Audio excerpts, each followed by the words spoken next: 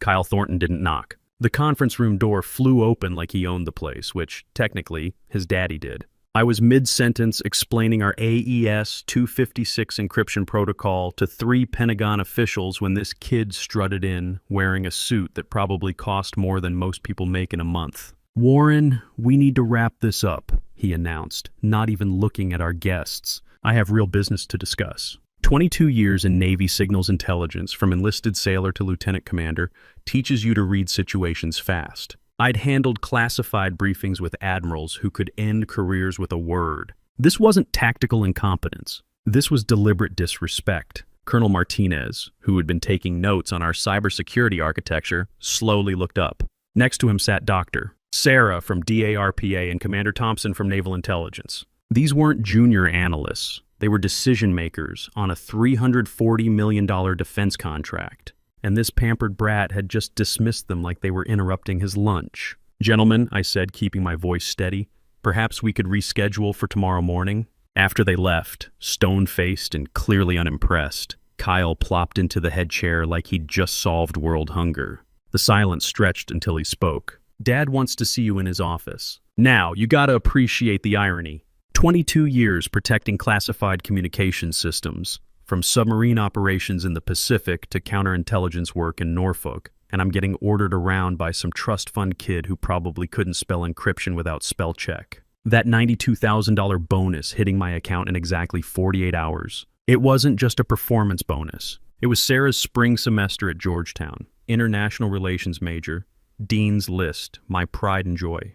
It was also the final payment on the divorce settlement I'd been grinding through for 3 years. Linda had been patient, but patience doesn't pay lawyers. The walk to Charles Thornton's corner office felt like walking the plank. Kyle strutted ahead, probably thinking he'd just pulled off some masterful power play.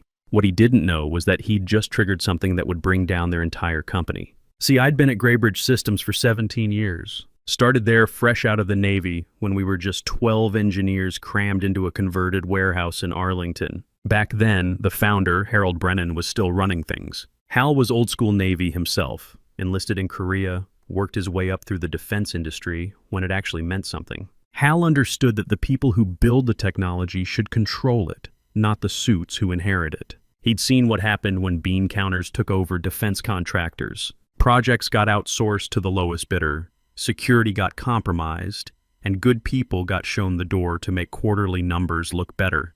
About 10 years ago, Hal and I had dinner at Murphy's Steakhouse downtown.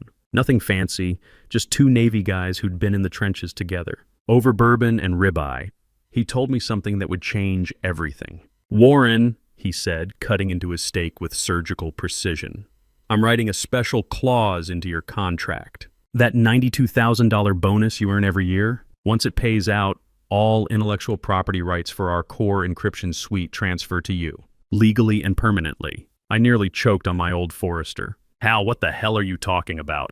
"Protection," he said simply. "For you, for the technology, for everything we've built. Board can't sell it, can't give it away, can't let some incompetent heir destroy it." He leaned back, studying my face like he was reading sonar signatures. "This stays between us, my lawyer, and your contract. Nobody else needs to know." At the time, I thought he was being paranoid.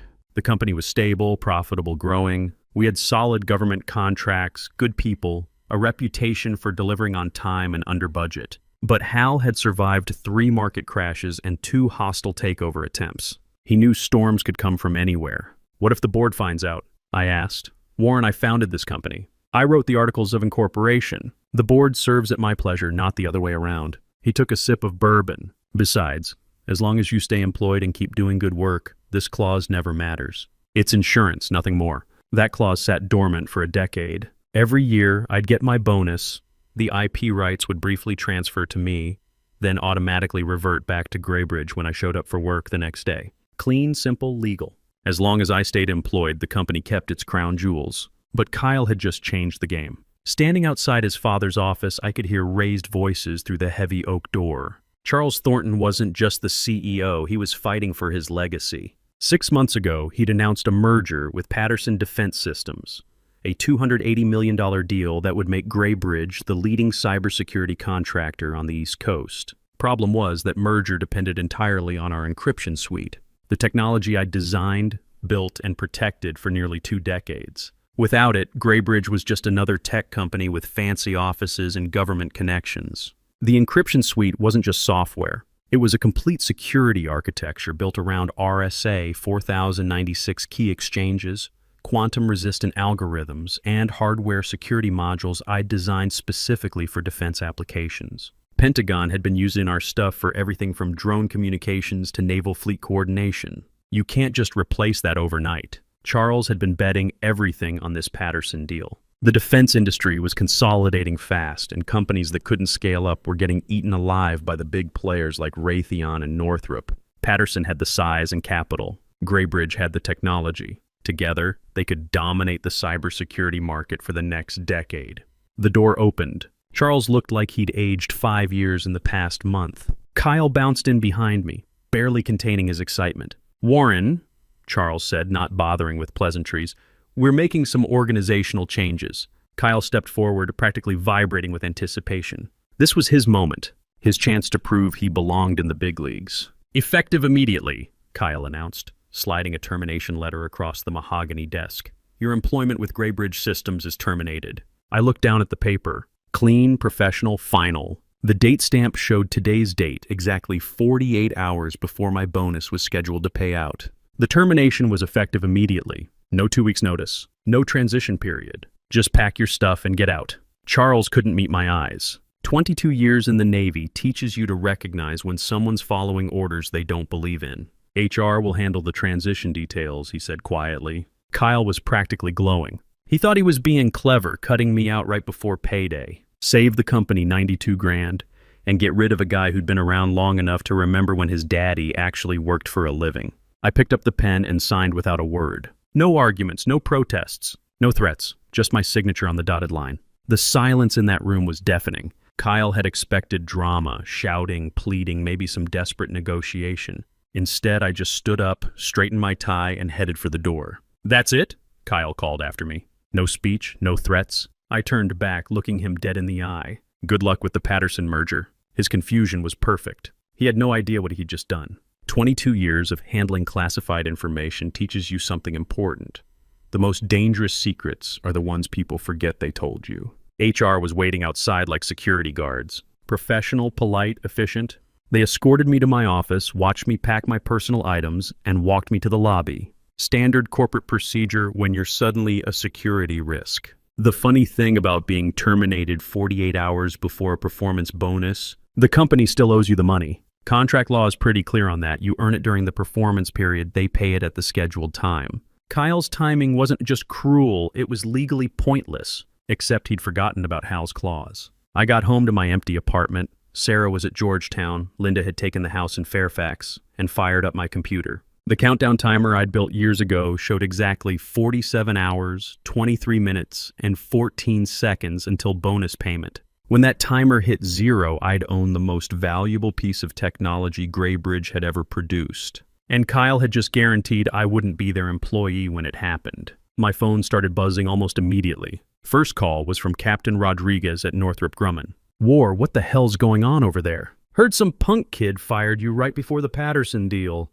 Word travels fast in the defense contractor world, especially when it involves someone who'd spent 2 decades building systems that keep American assets safe overseas. The Navy community is tight-knit, and news like this spreads through the network faster than classified intel during a crisis. "Just a corporate restructuring, Rico. Nothing I can't handle. Warren, you built half the encryption systems the fleet runs on. If you're available, I've got 3 different projects that could use your expertise." I thanked him and let the call go to voicemail when Doug Patterson's name appeared on the caller ID. Doug was smart money. His company had been circling Graybridge for 2 years, waiting for the right moment to make their move. "Warren," his voice was tight, controlled. "We need to talk." "I'm listening."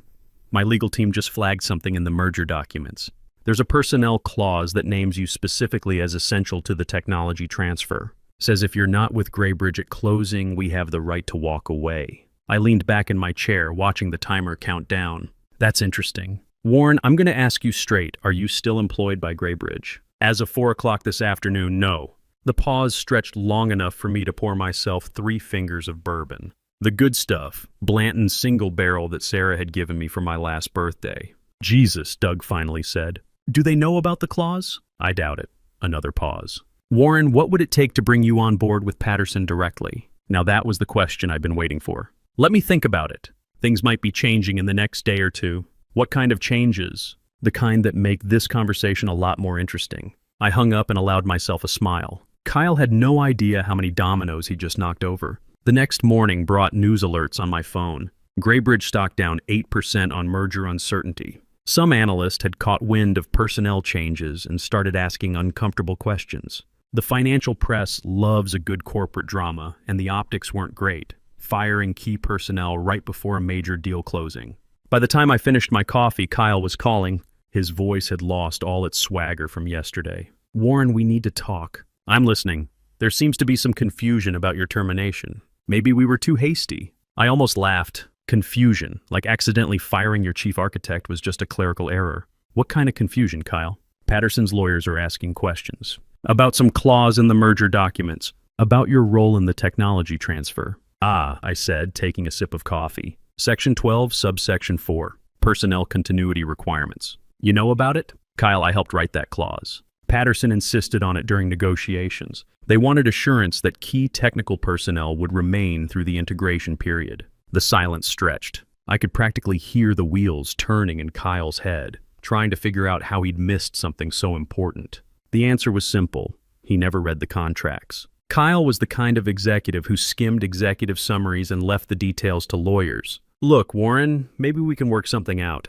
Reinstatement, back pay, maybe even a retention bonus. I'm not coming back, Kyle. What do you mean you're not coming back? Warren, this is your life's work. This is your company. No, I said quietly. This was my company. Now it's just another place where people make bad decisions. I hung up and went for a run. 5 miles through Arlington, past the Pentagon, past the memorials, past all the places that reminded me why the work mattered.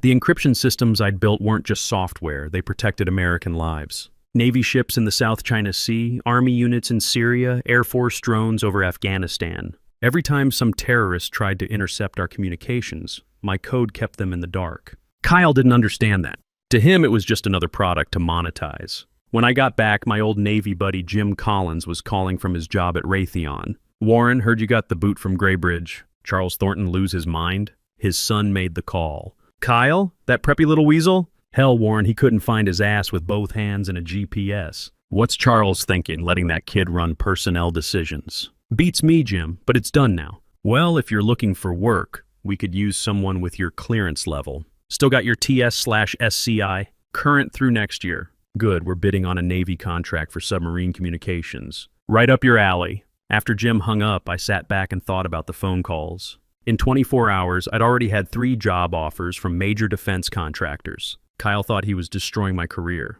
Instead, he'd just advertised to the entire industry that I was available. My phone buzzed with a text from Sarah. Dad, saw the news about Graybridge stock dropping. Everything okay? I texted back, everything's fine, sweetheart. Don't worry about tuition money. Dad's got it handled. She responded with a heart emoji and love you, Dad. That's when it really hit me. Kyle hadn't just fired me. He'd tried to mess with my daughter's future. Sarah had worked her butt off to get into Georgetown. Dean's List. Every semester, internship at the State Department lined up for summer, dreams of working in international relations. No way some trust fund brat was going to derail that. The afternoon brought more calls. Charles Thornton himself sounding desperate. Patterson's legal team asking pointed questions about intellectual property ownership. A reporter from Defense Week who'd somehow gotten my number. I let them all go to voicemail and pulled up the contract Hal had signed 10 years ago. Section 9, subsection 3. Clear as day. Upon payment of annual performance bonus, all intellectual property rights for Encryption Suite VI 3. 7 and associated technologies shall transfer to Warren Caldwell, individual proprietor. The clause was airtight. Hal's lawyer had been military JAG before going private. He knew how to write bulletproof language. The transfer was automatic, triggered by bonus payment, irreversible without my written consent. By evening, the story had leaked. Key personnel terminated. A head of major defense merger was trending on LinkedIn. The stock had dropped another 6%. Message boards were full of speculation about what Graybridge's board was thinking, firing critical people right before a deal closing. Kyle called again around 8 p.m. This time he sounded different. Scared. Warren, my father wants to meet with you. Tonight. Name your price. For what? to fix this, to make this right, to save the company. I looked at the timer, 19 hours, 31 minutes, 8 seconds. Kyle, I said, there's nothing to fix. You made your decision yesterday. Now you get to live with it. Warren, please. This merger is everything. My father's legacy, my future, hundreds of jobs. Should have thought about that before you decided to play power games with people's livelihoods. I hung up and poured another bourbon. Outside, the city hummed along, oblivious to the corporate drama playing out in boardrooms and law offices across town. Tomorrow, when that timer hit 0, everything would change. Kyle thought he'd outmaneuvered me. Instead, he'd just handed me the keys to the kingdom. The next morning brought chaos. Graybridge stock opened down 18%. Patterson Defense announced they were reviewing certain aspects of the pending merger. Charles Thornton was photographed leaving an emergency board meeting, looking like a man facing a court-martial. My phone hadn't stopped buzzing since dawn. Lawyers, executives, reporters, headhunters. Everyone wanted to know what was happening, what I was planning, what it would take to fix this mess. I ignored them all and went for my morning run. The October air was crisp, leaves turning gold and red along the Potomac. Life has a way of putting corporate drama in perspective when you're watching the sunrise over the Lincoln Memorial. When I got back, there was a black sedan parked outside my building. Charles Thornton sat in the back seat, looking like he'd aged another decade overnight. Warren, he said as I approached. Please, 5 minutes. I got in the car. Charles had always been straight with me, even when his son was being an ass. Military guys understand chains of command and personal accountability. My son made a mistake, he said without preamble. A catastrophic, career-ending mistake. But it doesn't have to destroy everything we've built. Charles, I've got nothing against you personally. You've always been fair to me. But your boy crossed a line. He's young, stupid, arrogant, I know that. Charles rubbed his face with both hands. But Warren, this company employs 400 people. Good people, engineers, technicians, support staff. People with mortgages and kids in college. Are you really going to let it all burn because Kyle doesn't know how to act professional? I studied his face. The desperation was real. So was the pain. Charles had built this company from nothing, and now he was watching his son tear it apart. Charles, what exactly are you asking me to do? Come back, work with us. Help us get through this merger. Name your terms, salary, equity, whatever you want. Kyle will be reassigned. Permanently, and if I say no, he slumped back in the leather seat. Then we're done. Patterson walks, the stock craters, the board fires me, and Kyle inherits whatever's left of the wreckage. I checked my watch. 6 hours, 14 minutes, 33 seconds. Charles, I need you to understand something. In about 6 hours, none of this is going to matter. Not the merger, not the stock price, not Kyle's future. In 6 hours, the game changes completely. What are you talking about? Ask Harold Brennan's old lawyer. Check the contracts from 2014. Read Section 9 of my employment agreement. His face went pale. Charles was sharp enough to know that when someone mentions a specific contract section, it's not good news. Warren, what's in Section 9? The reason Kyle should have fired me in January, not October. I got out of the car and walked inside. Behind me, Charles was already on his phone, probably calling every lawyer in the building. 4 hours later, my phone rang. Unknown number. Warren Caldwell? Speaking. This is Sandra Kim, General Counsel for Graybridge Systems. Mr. Caldwell, we need to discuss Section 9 of your employment contract. I'm listening. According to our records, you have a performance bonus scheduled for payment in approximately 2 hours. Is that correct? That's correct.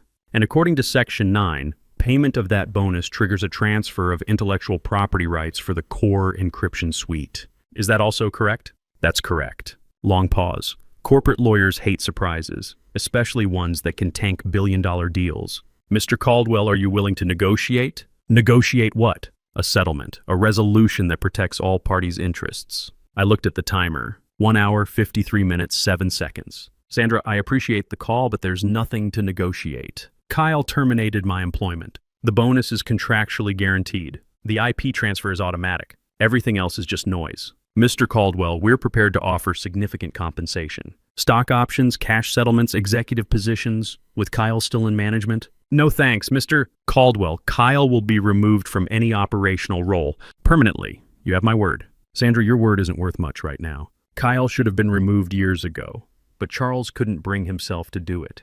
Why should I believe anything's changed? I hung up and made myself a sandwich. Turkey, Swiss, mustard on rye. Simple pleasures matter when the world's falling apart around you. My old squadron mate Tom Bradley called from his consulting firm in Crystal City. Warren, heard through the grapevine you're available. True, depends what you mean by available. I mean free to make some serious money. I've got 3 defense contractors asking about you specifically. Word is Graybridge stepped on their own tail. Something like that. Warren, these aren't just job offers. These are equity partnerships. Build your own team, work the contracts you want, keep the profits. One of them's offering a 7-figure signing bonus. I almost laughed. 24 hours ago, Kyle thought he was saving the company $92,000. Now I was getting offers worth 10 times that amount. Tom, let me call you back in a couple hours. I'm waiting on something. Roger that. But Warren, don't wait too long. These offers won't stay open forever. At 4:47 p.m., the timer hit 0. My computer chimed softly. New email notification from the automated contract system I'd designed years ago. The same system that tracked bonuses, equity vesting, and intellectual property transfers. Transfer complete. All rights to Encryption Suite version 3. 7 and associated technologies now held by Warren Caldwell, individual proprietor. I downloaded the documentation. 47 pages of legal text, all culminating in one simple fact.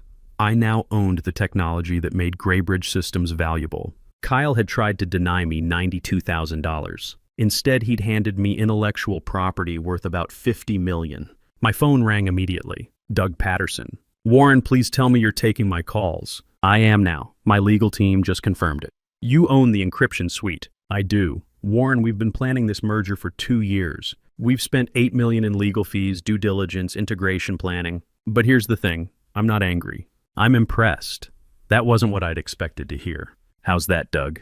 Because now I can deal directly with the person who actually built the technology, instead of going through a bunch of suits who don't understand what they're selling. Doug's voice had energy now, excitement. Warren, what would it take to license the technology to Patterson directly? Cut Graybridge out entirely? I leaned back in my chair. Now that was an interesting proposition. I'd need to see a proposal. I can have something to you in 2 hours. Full licensing agreement, equity participation, complete creative control. Warren, you built this technology. You should be the one who decides how it gets used. Make it good, Doug. I've got other calls to return. The rest of the afternoon was something else. Graybridge stock dropped another 22% before trading was halted. Emergency board meetings. Crisis management firms. Lawyers flying in from New York and D.C. Kyle called 6 more times. Each message more desperate than the last. Charles called twice. Sandra Kim called every hour on the hour. I ignored them all and went to dinner. Prime rib at Morton's, bottle of Cabernet, chocolate cake for dessert. The Patterson proposal arrived via encrypted email while I was finishing my wine. Exclusive licensing agreement. Minimum guarantee of $75 million over 5 years. Equity participation in Patterson Defense Systems. Complete creative control over technology development.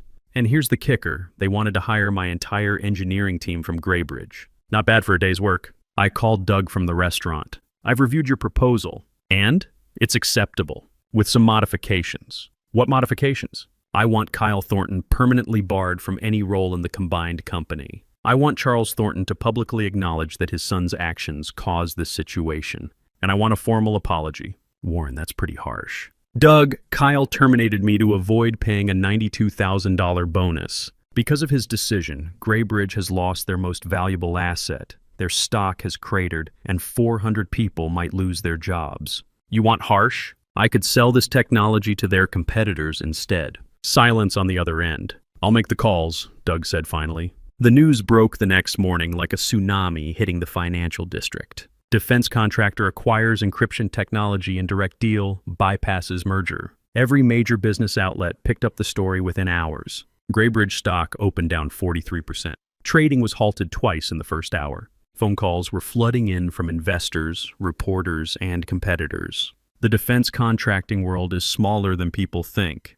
and when something like this happens, everyone wants to know how it went down. Charles Thornton held a press conference at noon. Standing behind a podium in Graybridge's corporate headquarters, he looked like a man who'd lost everything, which technically he had. Yesterday, Graybridge Systems lost the rights to our core encryption technology due to a personnel decision made by my son, Kyle Thornton, he read from prepared remarks. This decision was made without board approval and without understanding the contractual implications. As a result, Kyle has been terminated from his position and will have no future role in this company. He paused, visibly struggling with the next words. 20 years of building a company, and it all came down to this moment. I want to publicly apologize to Warren Caldwell, whose termination was unjustified and has caused irreparable harm to our company and our shareholders. Mr. Caldwell served Graybridge with distinction for 17 years and deserved far better treatment. Kyle wasn't at the press conference. Word around the industry was that he'd been escorted from the building by security that morning. His company credit cards canceled, his access revoked. Some trust fund kid learns the hard way that daddy's name only protects you so far. My daughter called that afternoon. She's a junior at Georgetown, smart as hell, studying international relations and probably destined for bigger things than her old man ever dreamed of. Dad, I saw the news. Are you okay? I'm fine, sweetheart. Better than fine, actually. The news said your old company lost some big contract because they fired you. That's crazy. Sometimes people make bad decisions, kiddo. The important thing is how you respond to them. What are you going to do now? I looked out the window of my new corner office at Patterson Defense Systems. Bigger than my old one, better view, and filled with engineers who actually wanted to be there. I'm going to build something new, something better, and I'm going to make sure your college tuition is never a problem again. Dad, you know I'm proud of you, right? Not because of the money, but because you didn't let them push you around. Thanks, kiddo, that means everything. After she hung up, I sat back and thought about the past week. Kyle had tried to humiliate me, to cast me aside like yesterday's newspaper. Instead, he'd given me the best opportunity of my career. Doug Patterson knocked on my office door around 4 o'clock. Warren, got a minute? What's up? Just got off the phone with Admiral Morrison at the Pentagon. They want to fast-track our submarine communications contract. Apparently, they're impressed with how we handled the transition. I had to smile at that. How we handled it. Warren, you could have burned the whole industry down. Instead, you kept the technology in American hands, protected the existing contracts, and made sure our allies didn't lose access to critical systems. Morrison said that's exactly the kind of strategic thinking they want from their contractors. That felt good. Better than the money, better than the equity, better than watching Kyle's world fall apart. Knowing that the work still mattered, that American forces would still have the best encryption technology in the world. What about the Graybridge people? 15 of their best engineers want to come over, including that whole naval intelligence team you built. They said they'd rather work for you than whoever Graybridge brings in to replace you. And Kyle? Doug shrugged. Last I heard, he's in California trying to launch some cryptocurrency startup. Apparently he's convinced he can revolutionize blockchain technology. I almost felt sorry for him. Almost. 3 months later, Graybridge Systems filed for bankruptcy.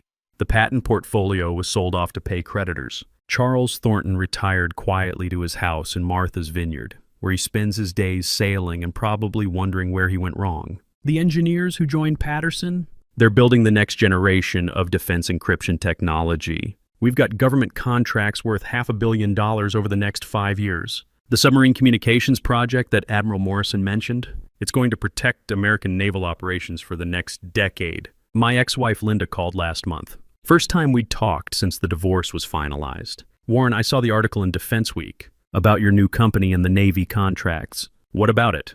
I just wanted to say I'm proud of you, and I'm sorry about how things ended between us. Water under the bridge, Linda. We both moved on. The house in Fairfax sold last week. I'm moving to a smaller place in Alexandria. With the divorce settlement and the sale, I'll be fine financially. That was good to hear. Linda was a good person who'd gotten caught up in my career obsessions and my inability to balance work with family. She deserved to be happy. Sarah's tuition is paid through graduate school now. She's thinking about law school after Georgetown, maybe working in international trade or defense policy. Smart girl who understands that technology and national security go hand in hand. Every morning when I walk into Patterson's offices in Arlington, I pass a framed photo from our first Navy contract signing. Admiral Morrison, Doug Patterson, myself, and 36 engineers who chose to leave secure jobs to build something better. Kyle's termination letter is framed on my wall too. Not out of spite, but as a reminder. Sometimes the best thing that can happen to you is someone showing you the door.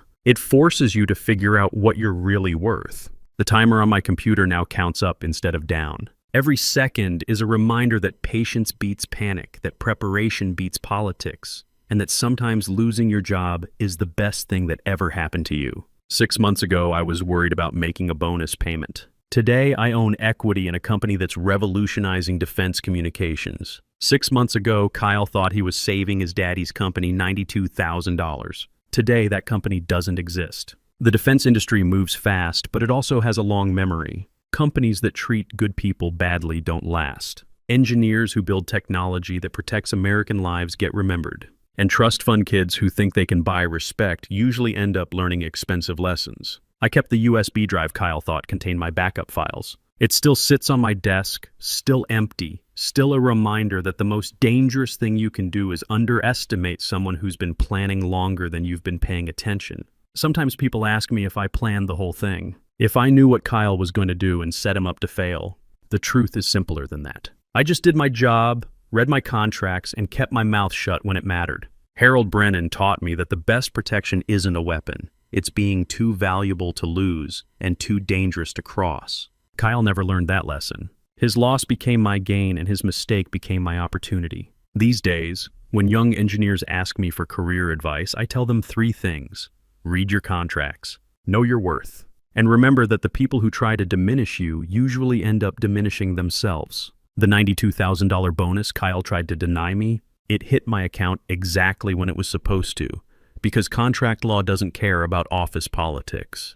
But that money was just the trigger. The real payoff was everything that came after. Sometimes the best revenge isn't elaborate or dramatic. Sometimes it's just being patient enough to let other people's bad decisions catch up with them. And sometimes, if you're really lucky, their bad decision becomes your big break. If you've ever been underestimated, if someone ever tried to push you out of something you built, remember this: sometimes the most powerful weapon isn't anger or revenge. It's knowledge, preparation, and the patience to let other people's bad decisions catch up with them. The timer on my computer keeps counting up. Every second reminds me that sometimes losing your job is the best thing that ever happened to you. And sometimes the person who tries to destroy your career ends up handing you the keys to something much better. Kyle Thornton thought he was playing chess. Turns out he was just moving pieces around while I was playing an entirely different game. One I'd been preparing for since the day Harold Brennan first explained what real security looks like.